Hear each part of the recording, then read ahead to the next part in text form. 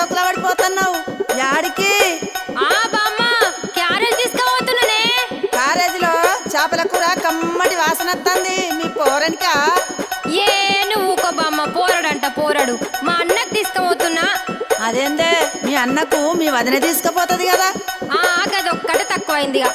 మా వదినకు చీరలు కావాలి, లిప్స్టిక్లు కావాలి, అది కావాలి, ఇది కావాలని అన్ని అడుగుడు తెలుసు కానీ ఇవన్నీ చెయ్యది. అవునా? ఏం పనులు చేయదా మీ వదినే? ఇంతకు ఏమేమి అడుగుతుందో జర చెప్పరాదు.